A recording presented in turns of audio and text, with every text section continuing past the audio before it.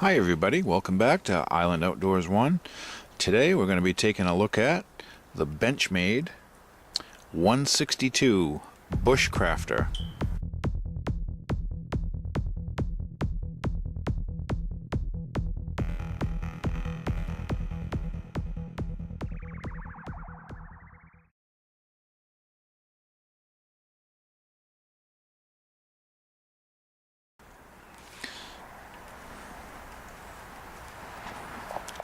This is a very nice knife from Benchmade, and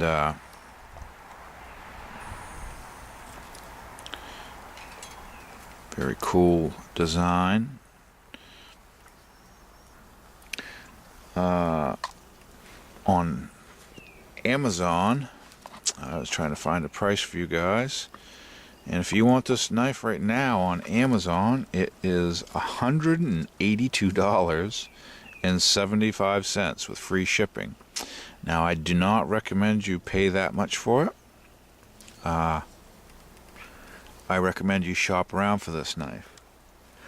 That's what I did, and I've had this knife for a couple years now, but when I got mine, I shopped around and I found it on knifehog.com,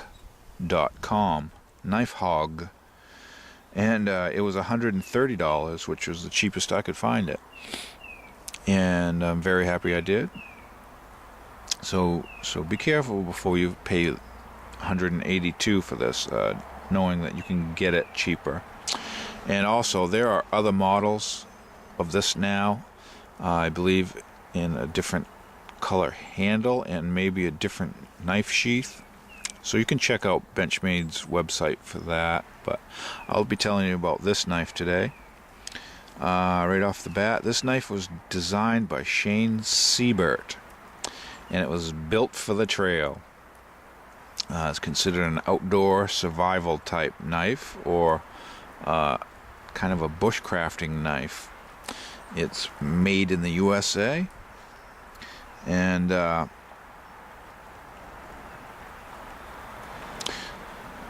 well, let's talk about the knife sheath first. We'll get that out of the way.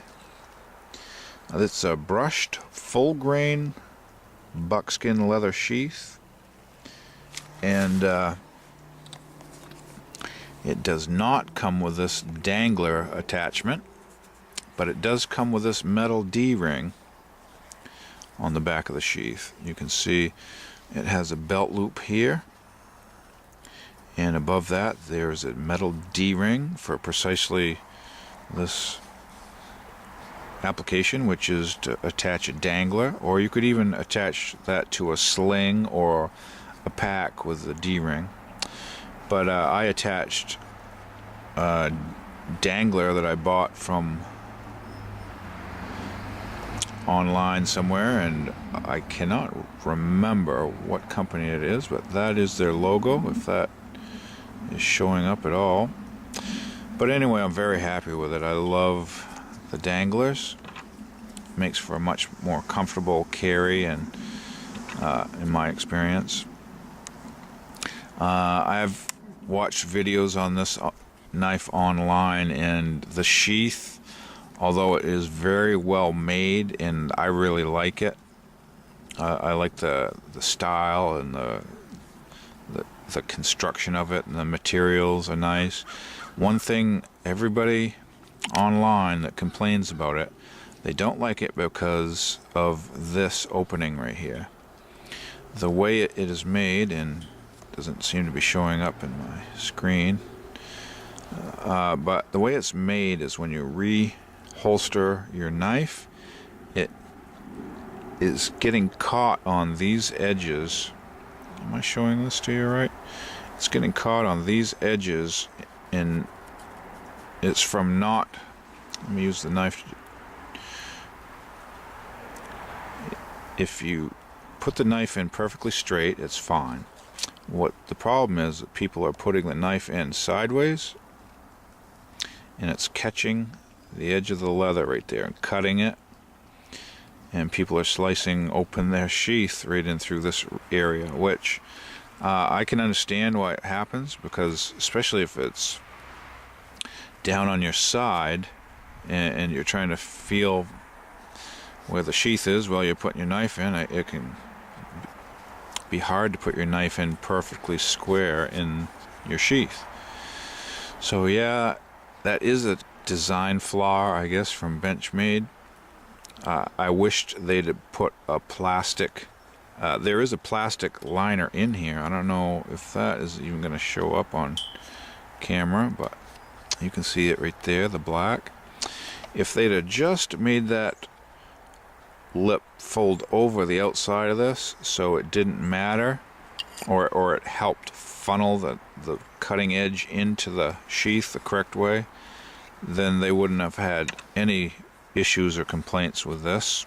Well, they probably would have, but it would have made it a huge improvement. Myself, I just try to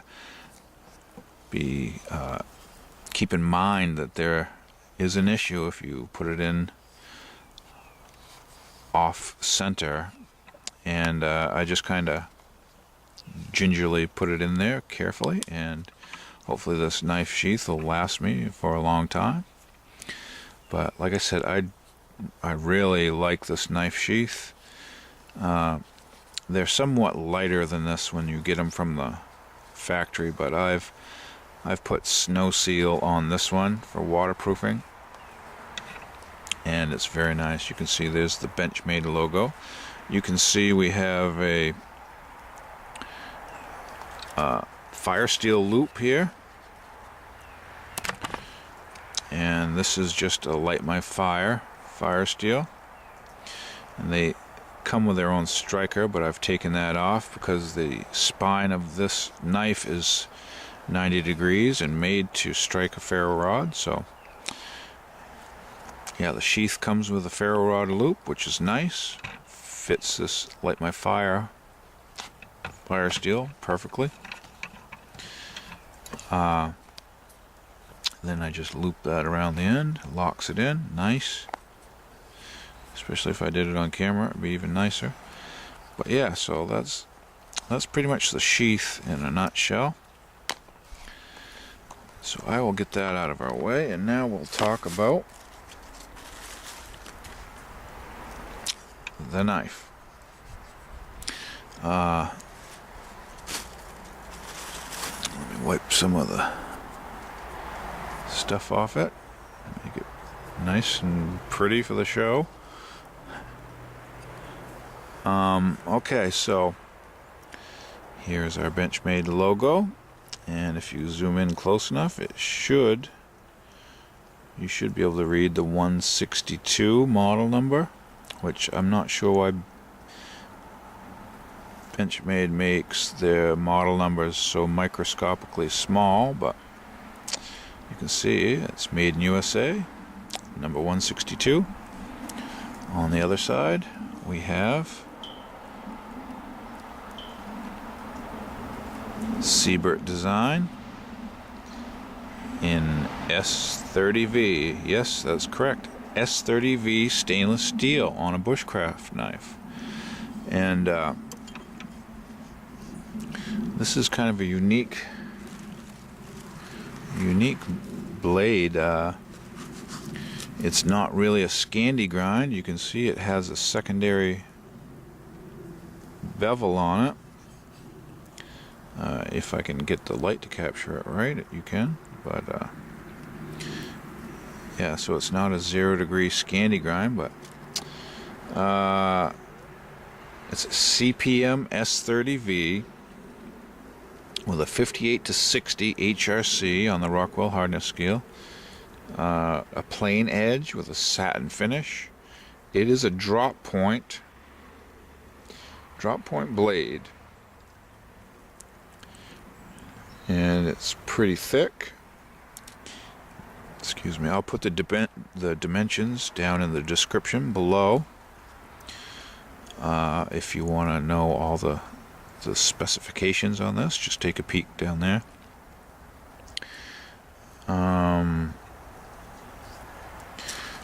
So yeah, let's see. The handles are contoured G10, and you see there's a little scallop cut out right there, and that's made to help you have different grips on this knife.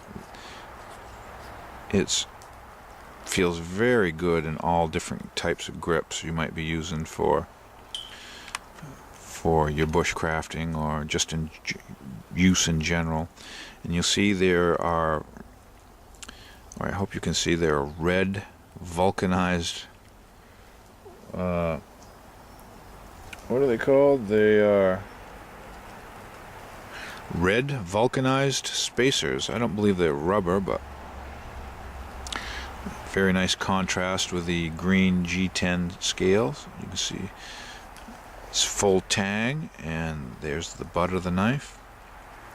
I wish they would have the tang of the knife come out a little bit square, so we could use the pommel of this knife to do a little bit of striking.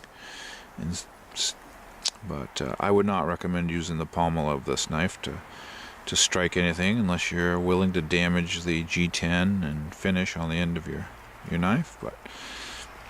But a very nice, very comfortable knife. There's the bottom side of the handle. You can see how it swells. It swells right here and on the back, so you have a nice area to grab for the chopping. You have a nice area to choke up on and grab, and just feels very nice in hand. So well done Benchmade. And we have kind of a shadow on our chopping block here, but I have not put this knife through the grinder yet. I hope to take it camping and whatnot, try it out, doing a little bushcrafting. And it doesn't come with this lanyard. I put that on, but it does have a lanyard tube, and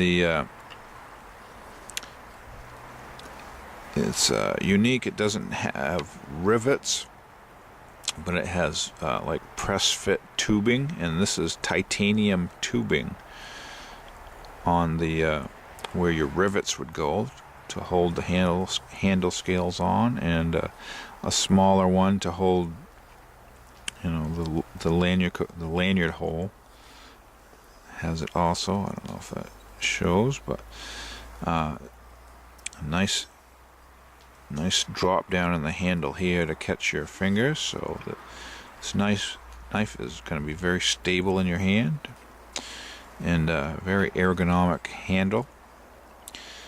I'm very excited to use this sometime. S30V should hold an edge fairly well. Should be fairly rust resistant.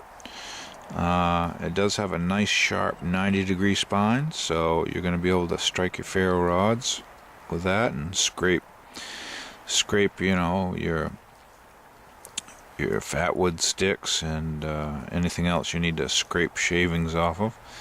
So very nice, very well done. A little expensive right now on the Amazon site, but like I said, watch your knife stores and Amazon for the price to drop down a little, and then jump on it.